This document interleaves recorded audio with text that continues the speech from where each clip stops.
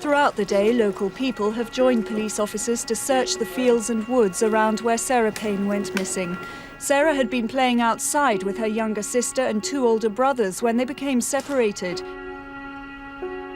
On the 1st of July 2000, 8-year-old Sarah Payne vanished while playing one summer's eve. 17 days later, she was found, murdered. Roy Whiting, an already convicted paedophile, had taken her life. What was to follow became one of the biggest public outcries in UK history.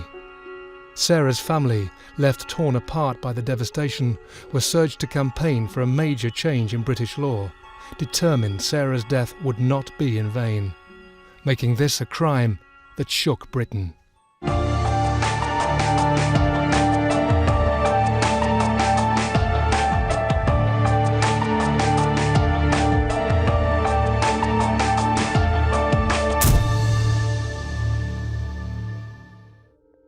She said, "Have you got Sarah?" And then the boys chirped in, and, you know, "I can't find her, can't find her." So it was that quick. It was just that quick. Once separated from the other children, police believe she may have become lost. They say there's no evidence to suggest that she's been abducted. The only time he took his eyes off was just to turn around to make sure Charlotte and Luke were okay. In that time, she'd gone. He was seconds behind her. The police needed the help of everybody in the country. In a Sussex field tonight, police are examining the body of a little girl found just 10 miles from where Sarah Payne went missing at the beginning of the month. I mean, I lost control completely and utterly. I cried, I screamed, I shouted for her. Both the police and the probation service in Sussex feared that Roy Whiting would strike again, but were powerless to stop him. When you're dealing with paedophiles, particularly people who have been arrested before, this is their life is not getting caught. Like I say, you just get worse because you're actually saying it out loud to somebody, you know, "My daughter's missing."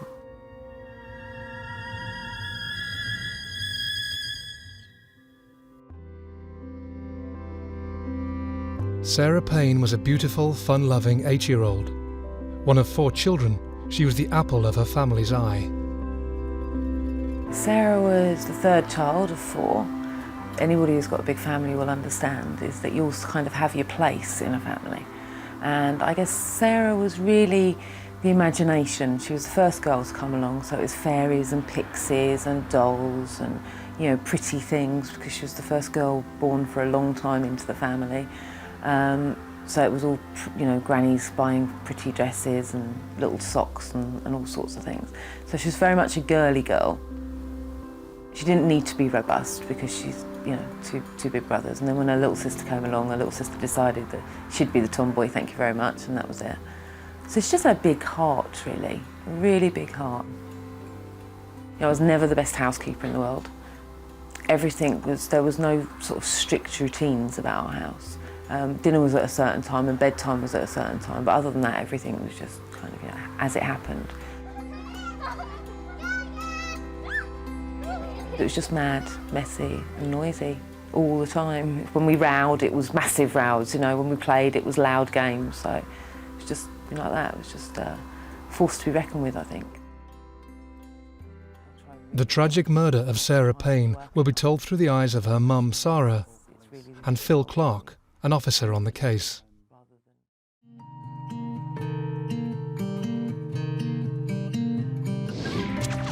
Saturday morning in the Payne house. As Mike sleeps off his night shift, Sarah heads to work at a local pub with Charlotte and Sarah. Took the girls to work with me in the morning, as I normally did on a Saturday. It was a massive garden there, so I loved to play out there with the, you know, daughter of the landlady and that. Got back and just, you know, packed everything up, packed the kids in the car and just headed for the coast. The Paynes make the journey to West Sussex to spend the weekend with Mike's parents. Well, it was July, it was quite hot. We hadn't been to see Terry and Les for quite some time. We always used to go sort of once a month at least, go and have Sunday dinner and that kind of thing. Just an off-the-cuff decision, really. It was a nice weekend. We hadn't had anything planned. Grandparents Les and Terry quickly greet the family as they arrive. As food is prepared, the family settles in. Everything ready. Dinner almost on the table. Get in, have a drink, say hello, catch up quickly, have dinner all together. Kids go out to play, sort of in the garden, clear up, and just normal family life, really. With the warm afternoon drawing to a close, Sarah and her family take a walk to the seafront after dinner. We decided to go for a walk along the beach with the children because I'd promised them. Terry had wanted us to see a friend of his house. He'd been doing up a house in the village, so we decided to walk along there. And that's obviously when the children asked if they could stay at the beach. But what happens next is to change the Payne family forever. We stayed with them for a little while. We threw some pebbles in, and they just wanted to stay there. You could see it was a lovely, beautiful evening. The boys had been allowed, because they were 13 and 12, so they'd been allowed to explore by themselves a little bit over the last sort of year or two. So they knew their way around. And they asked if the girls could stay. The girls were begging if they could stay.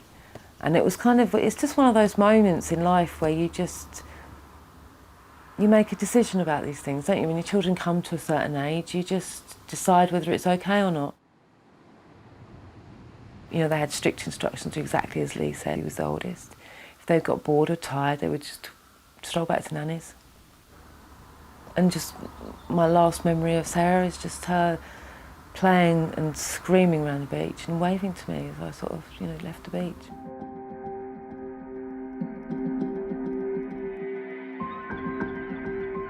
As Sarah plays happily on the beach with her brothers and sister, Sarah, Mike and Terry head to visit friends. Stopped at the pub for a half, and we were going there literally a half. It was a balmy summer's evening. Walked back around the fields, so it was just that amount of time, and that's all it was.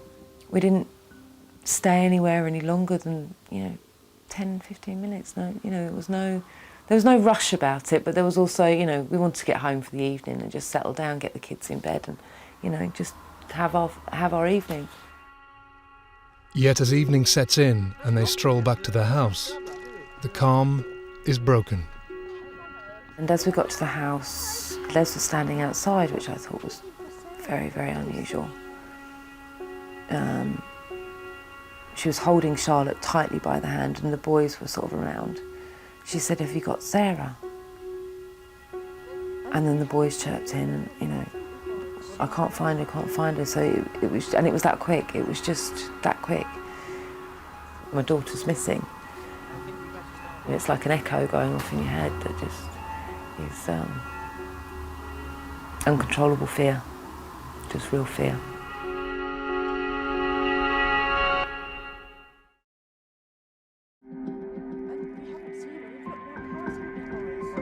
Sarah Payne has just been told her 80-year-old daughter Sarah is missing.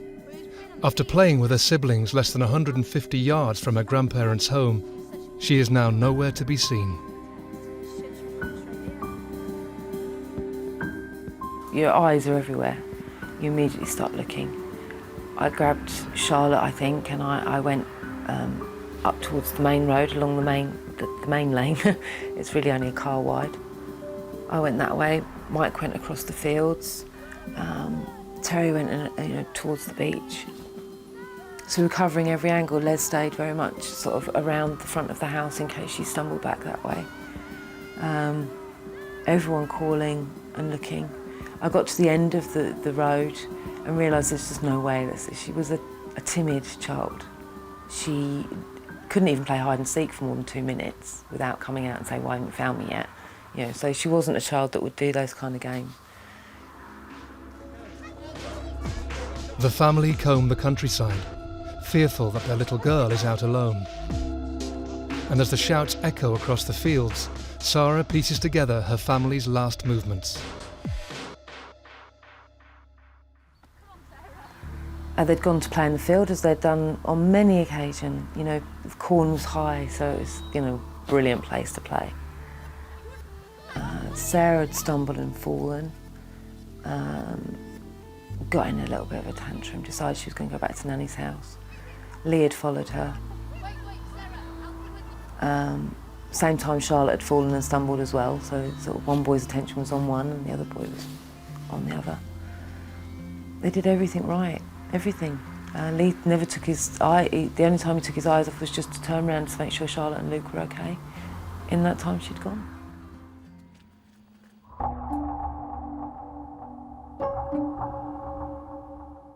Sarah Payne has now been missing over an hour. Despite the family's frantic attempts to find her, the 8-year-old has vanished.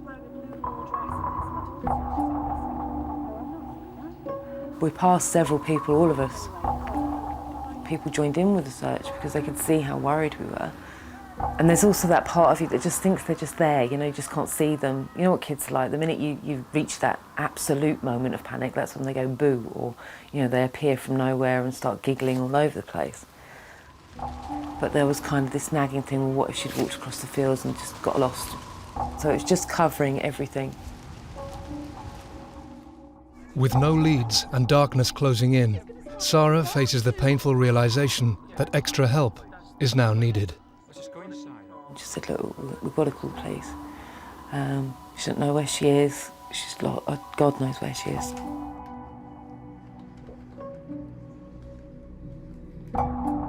Emergency, which service? Police, please, I've lost my daughter. Police, thank you. So I call you through the police emergency, what's the problem? I've lost my 8-year-old daughter, she's been missing about an hour and 3/4 now. Sarah Payne rang the police, I think, at about 8:45 on the Saturday night, and reporting an 8-year-old missing girl.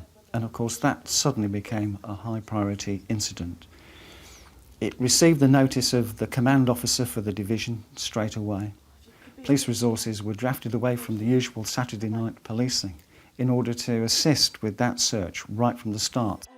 The phone call to the police was so difficult. It's one of those do I, don't I, because as soon as you do, you've made it real.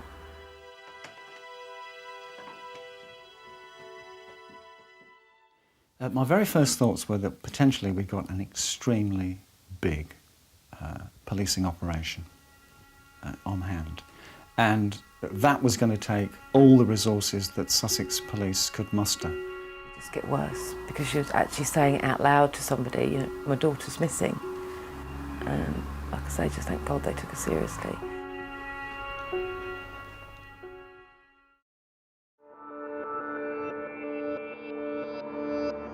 Police rushed to the scene, and the Payne family anxiously relay details of the day. As soon as the police came, they sort of got the family back to find out exactly what had happened and everything else.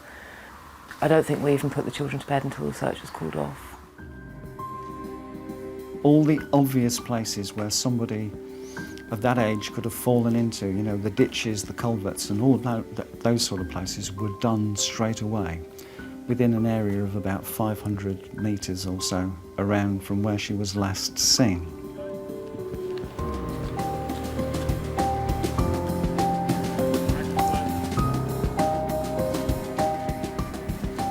She wasn't at home, she was at her grandparents' house, and she had not been out playing in that area before, as far as we knew, so she could have just simply wandered off and got lost.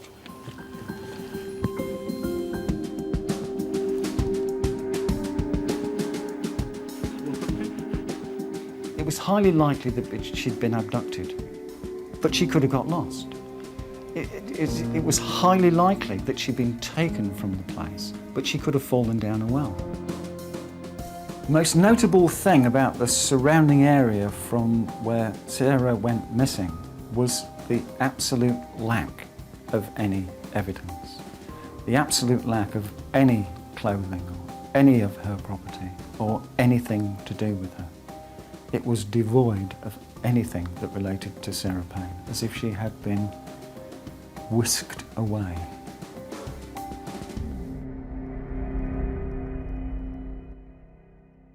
But as the search for Sarah intensifies and more manpower is drafted in, her brother could hold the key to her disappearance.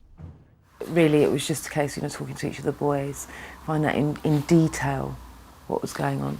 And then Lee pulling me to one side and saying, Mum, I did see something, but I don't know whether to say or not. And he'd seen a van and a car. And I said to him, can you remember? And he said, well, they're about the same time. And he said, but the man in the white van, you know, he smiled and waved at me. And I said, do you remember what he looks like? He said, yeah. So I said, well, I think we'd better tell the policeman. He said, well, do you think it's important? We don't want them looking for someone and not looking for Sarah. So it's kind of, yeah, we have to tell them everything and then let them decide what's right and wrong. He was the only person to see what potentially could have been an abductor. And he identified to the police that he was driving a large white van, being driven by a scruffy individual who smiled and waved to him as he went past.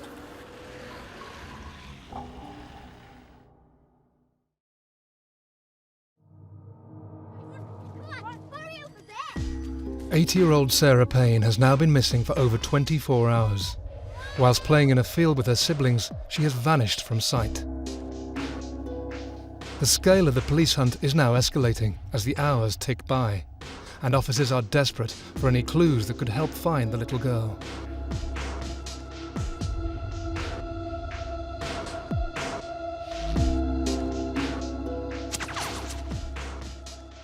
Our best chance of finding her alive was to hope that she'd been abducted and been locked up somewhere. So the main gut instinct, if you like, was to look for lockups where she might still be alive.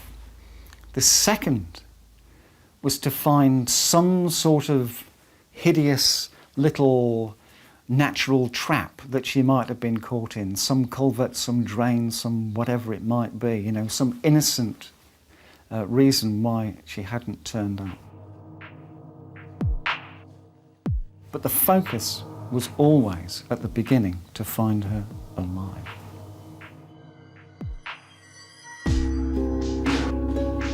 Members of the public are now offering to help search in their droves, all praying Sarah is found, safe and well.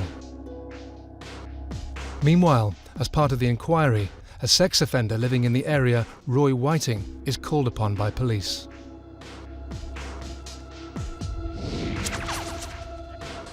If this little girl had been abducted, there's obviously the usual suspects. You've got to sort out who is the most likely. When Sarah went missing, Roy Whiting told the police that he was at a fun fair in Brighton. The inference being that he'd been cruising the areas where young people might congregate. Whiting gives nothing away, but his demeanour is suspicious.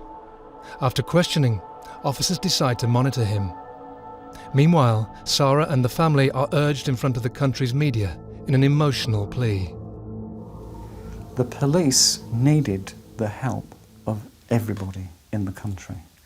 And one of the best ways to get everybody on side is to get the empathy that comes with seeing the parents, even if they're in a state of distress. We got asked to do an initial press conference. And that was, I think, on the Monday after she'd gone missing. She went missing on Saturday, I think it was on the Monday.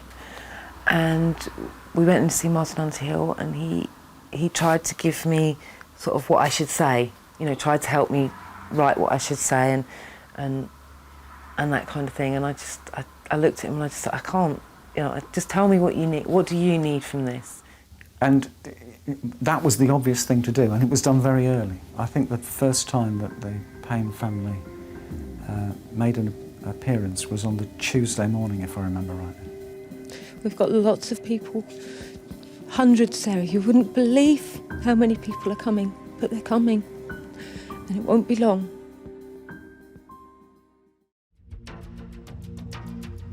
The hunt for Sarah now involves over 500 police officers and scores of volunteers.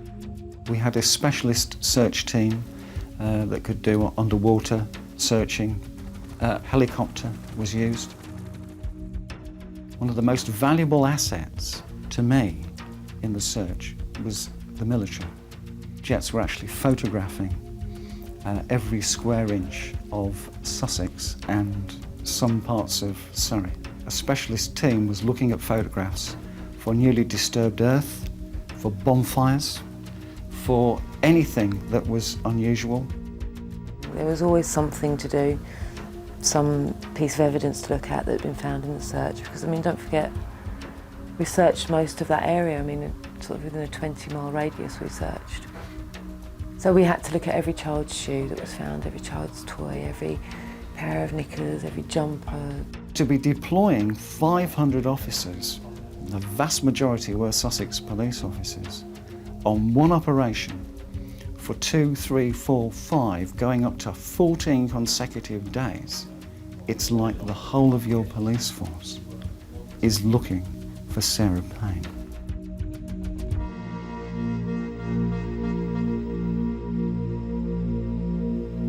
The hunt for Sarah is quickly turning into one of the biggest media cases in recent history. Her image is used across newspapers and television reports nationwide in a desperate plea for information. As a result, the leads into the search for Sarah come in thick and fast. By the time that we'd got to Wednesday, there was over 10,000 pieces of information coming into the Casualty Bureau.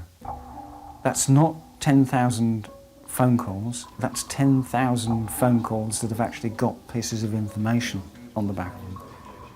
I remember quite well a sighting of Sarah Payne in the company of a gentleman at Knutsford Services, I think on the M6. It was such a powerful piece of evidence that an awful lot of store was put in that she was either in the Midlands or had been taken up north. There were always sightings of her. There was one particular sighting which really gave us joy and hope, and as soon as I heard the woman speak, I knew that it wasn't Sarah. Days now turn into weeks, and despite no positive sightings of Sarah, the nation prays for her safe return.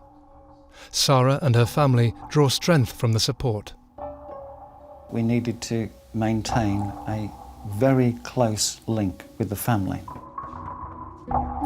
So not only were people appointed as family liaison officers, but they'd actually been trained to do the job. And the job is to support the family, to actually be able to interpret what is happening from the police perspective. And it's a very, very difficult job because you get so close to people at a time of great, great stress that you start to share their stress with them and you start to share their burden. I needed to know what was being reported by the family liaison officers and whether or not there was anything that was coming out from the family that could actually help us with the search for Sarah.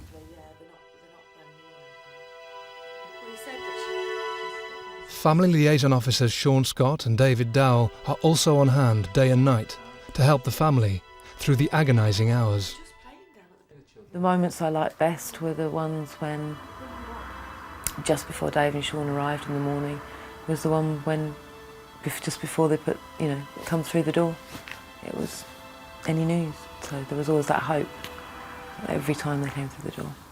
And sadly that just didn't happen.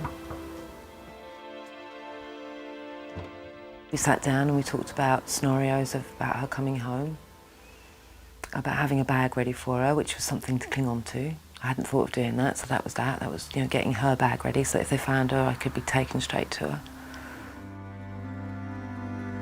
For Sarah's brothers and sister, their worlds have been turned upside down. They were the last people to see the 8-year-old and are now desperately keen to make sure their sister is found. I couldn't tear the other children away from the news at all. They just had it on 24 hours a day. And every day they were coming up with scenarios to get the press involved, to do this, to do that, wherever they looked, So it was, it was a real challenge to keep them occupied as well. They went to the police station, the police were fantastic with them, showed them all the computers, photo fits with Lee.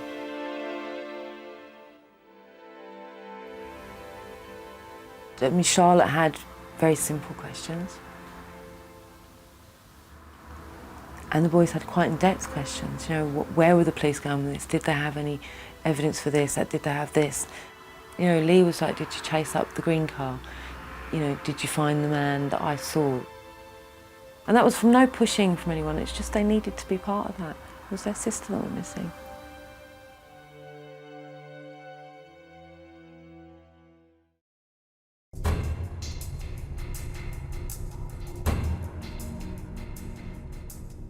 It's been 17 days since Sarah Payne was last seen, playing in a field right next to her grandparents' house. Family and friends have been clinging to the hope that she will return safe and well. Thousands of people have offered their help, but despite a nationwide appeal and scores of officers on the case, Sarah hasn't been seen since. Now, Family Liaison Officer Sean Scott arrives with news. And I could just see by Sean's face that he needed to tell me something. I didn't know what that was. I soon had a good idea that it was serious, and I didn't want that moment to come. When it came to it, I didn't want it to come. Sarah? I kind of knew what was coming, I just couldn't let him speak. Michael arrived, and Sean quickly sat him down, and I didn't realise the urgency of it. They'd found a body. Got some news. We found the body of a child. It was a little girl, and you know, there were no other little girls missing at that time, so they could only presume it was Sarah, but it wasn't definite.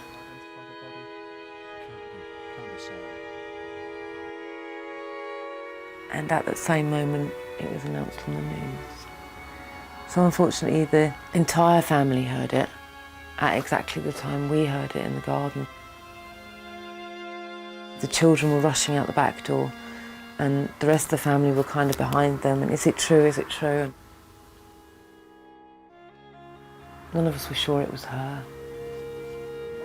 We had to wait for testing, and somebody had to go and view the body, and all those things. And then again, we started doing the Glimmer of Hope. You know, we started it all over again.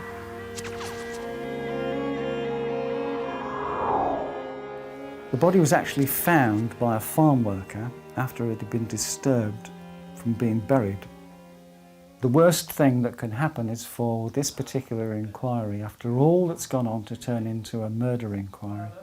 There was a sort of certain inevitability about it at the time.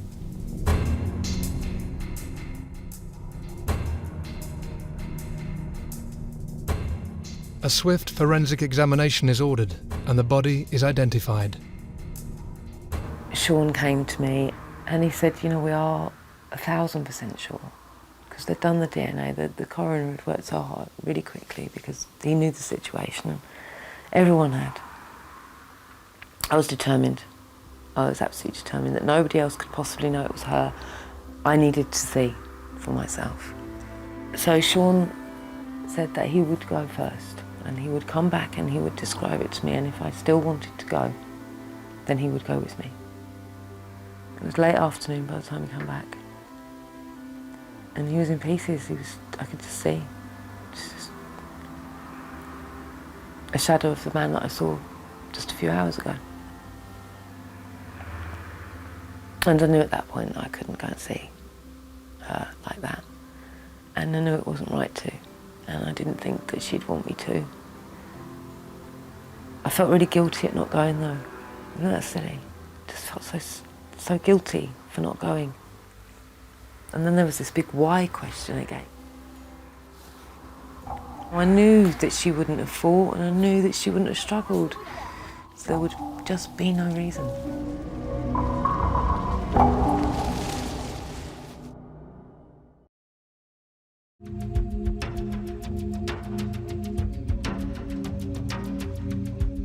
The body of Sarah Payne has been found by a farm worker 17 miles from her grandparents' home. For over 2 weeks, her mum Sarah and the family have prayed for her safe return and worked tirelessly with the police. But now, their hope has gone. Sarah and the family received the news they never wanted to hear.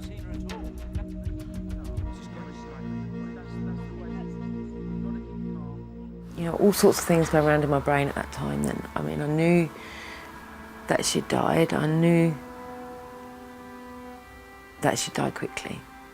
That was a saving thing for me. She hadn't suffered for ages. And then there was this big why question again. You know, I knew that she wouldn't have fought, and I knew that she wouldn't have struggled. You know, even if she'd done it initially, she'd never need strength in her to push anyone around. The emotion at this stage is huge sadness, absolutely enormous sadness. The fact is, it became clear that we had an offence, serious offence, to detect.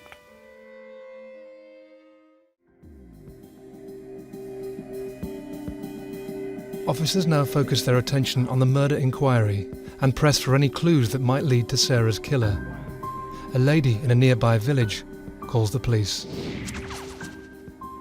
She'd seen a shoe on the side of the road, I think something like about 8 days before. And when she went back, it was still there. And very, very sensibly, she didn't touch it, she reported it to the police.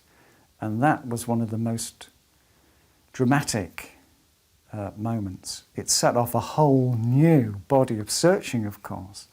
Every single field, hedge, for miles around was then scrutinised for Sarah's clothing.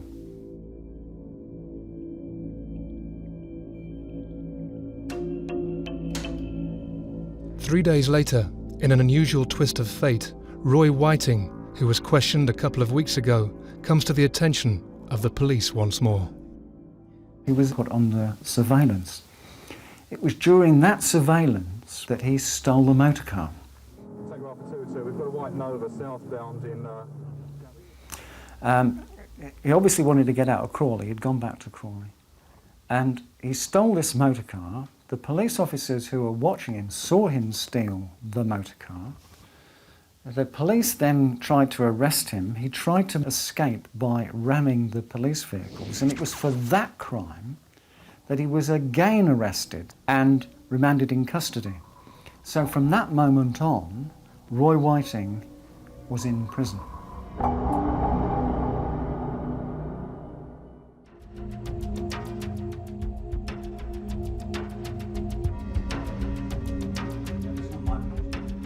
As Whiting sits in custody for a separate offence, police question him on Sarah's disappearance again. Once Sarah's body was found, Roy Whiting was the prime suspect. It was imperative that he needed to be rearrested and spoken to again in the terms of the murder inquiry. When Peter Kennett took over the investigation, that's when it turned into a murder investigation.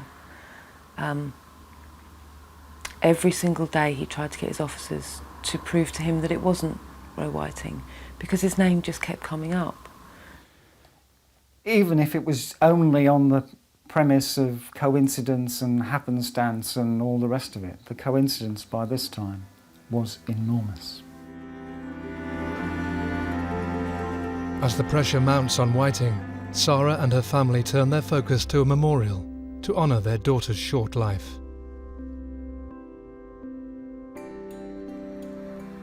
The outpouring of grief could easily have been turned to anger, and that's what people were saying to me.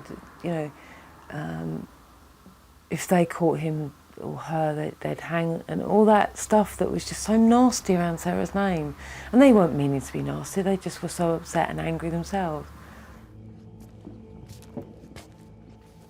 The whole thing touched a nerve somewhere. It touched a nerve throughout the body of the United Kingdom. I think since that time there's been some really notable cases that have kind of followed suit. But this was really the very, very first that was so enormous in the mind of the public. And so we decided to do the memorial as a way of ending it for everyone that had been involved, and also so that we could pull her back to us. We'd given so much of her away, and although that was entirely the right thing to do, I don't regret any of those decisions to this day. It's also very hard when an entire country has ownership of your daughter, and what you want to do is you want to go away to a little corner and just mourn and just deal with life. Mourners flock to pay their respects to Sarah, and through all the heartache, her mum vows that the loss of her beautiful daughter will not be in vain. She begins to research the law and the rights of sex offenders. There were vast things that were really wrong with the system. And that's where we started learning that it wasn't just one thing that needed changing. It was entirely right that parents had the right to know. You know, in America, they're told whether they want to know or not. And it all just seemed so wrong and so pointless and so just somebody somewhere must have something to say. This has got to change something, for God's sake. This can't ever be allowed to happen again. Sarah quickly realises the need for change. Inspired by Megan's Law in America, she presses for controlled access to information on sex offenders in a passionate bid to stop this tragedy happening again. So basically we looked at all the things to do with sex offenders, and it just seemed that everyone was playing into their offender's hand. Nobody was looking after these children. We found that the police's hands were tied an awful lot of the time when it came to offenders. So if they saw an offender outside of school, the police had been taught they couldn't move them along. They couldn't stop them from standing there because it was the offender's human right to stand wherever they damn well pleased. They could come out of prison, not sign on with the local police station for 4 weeks, which all just seemed so very wrong.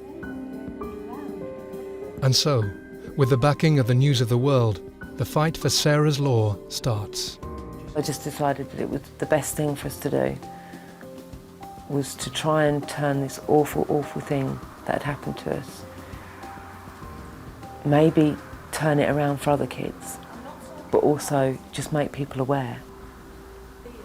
The News of the World is a massive paper. We started naming and shaming because paedophiles exist through secrecy. Everybody knows that. That is their one tool. If you pick out every other tool in their toolbox, the one thing they need to survive is secrecy. And I'm like, well, why are the authorities keeping their secrets? Very often, children that have been sexually abused end up living in the same village as a sex offender when they're let out. I needed other parents to know this is going on because I was so shocked. I was so shocked, and that's why, that's why we went with naming and shaming, was because when people opened the paper, they needed to be as shocked as I was when I first found out about Roy Whiting. As the campaign gathers pace, officers investigating Roy Whiting delve into every area of his life. To me, it seemed that this man had specifically bought a certain kind of van. It's a furniture van. It was clad in plywood on the inside to stop furniture being damaged. And then when you've done something in it, you just strip out the plywood and burn it. He was definitely forensically aware. When you're dealing with paedophiles, particularly people who have been arrested before, their life is not getting caught. So they know about forensic evidence. But in actual fact, 2 hairs, Sarah Payne's hairs, were found in the van. Forensic tests on the van have brought a major breakthrough.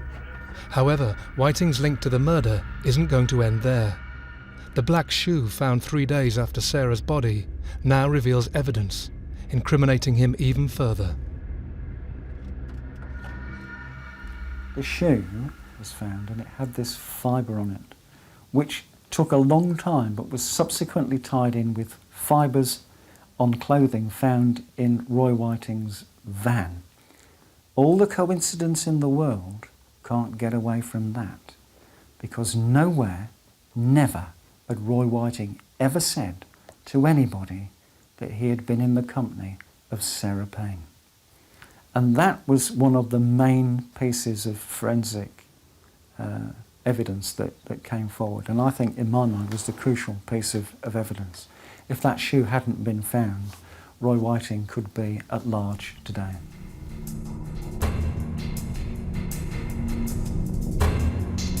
As forensic evidence directly links Whiting to the murder, he is quickly questioned once more. Whiting was cold and clinical, nervous, chain smoking, solicitor reliant, exhibiting all the behaviours you would expect of a guilty person. You murdered Sarah Evelyn Isabel Payne. Roy Whiting is charged with Sarah's murder. As he awaits trial, Sarah steers her campaign and sets about changing the system in child protection. And so we changed everything in a little way. So things like the 4 weeks before they sign on, we brought it down to 72 hours. Signing on in person, they didn't have to do that before.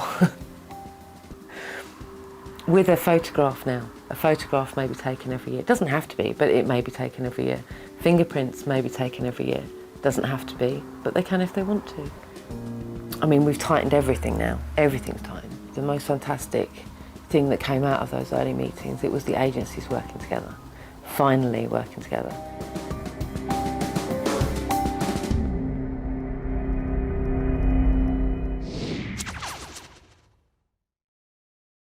"17 months after Sarah's disappearance, Roy Whiting stands trial. It's interesting from the point of view of a police officer when a verdict comes out, because you're never in the jury room and you've no idea as to whether or not they'd seen the case in the same way as you had when you lived with it to some extent. I had no doubt whatsoever that by the time that Roy Whiting went to court that he was guilty of the murder of Sarah Payne. No doubt whatsoever in my mind. Roy Whiting. Whiting is found guilty of the abduction and murder of Sarah Payne. He pleads not guilty, but the evidence is overwhelming. He receives life imprisonment, and the judge recommends he is never released. What that gave me and my family is justice, nothing more. Nothing more. It doesn't give us back Sarah. It doesn't change anything in our lives other than the fact that we are afforded the luxury of not having to think about the offender, the person that hurt Sarah. And because of his long sentence, I hope we never do.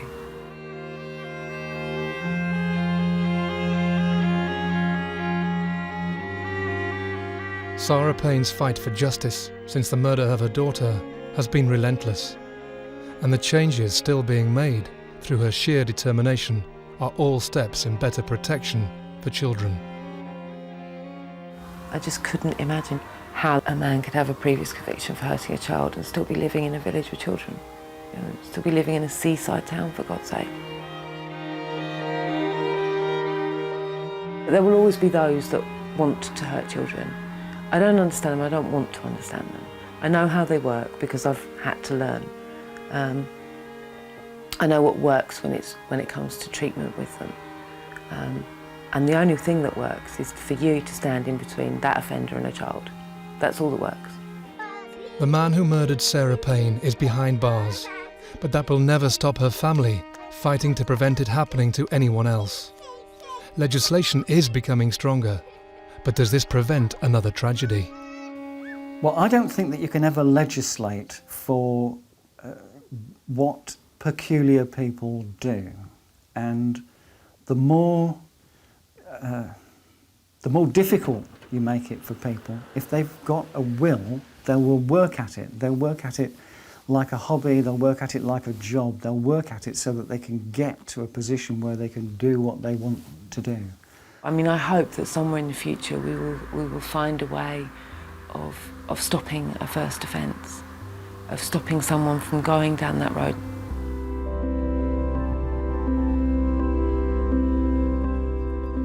I always remember her with a smile. I miss her every single day of my life, and I will miss her forever. Nothing will ever change that.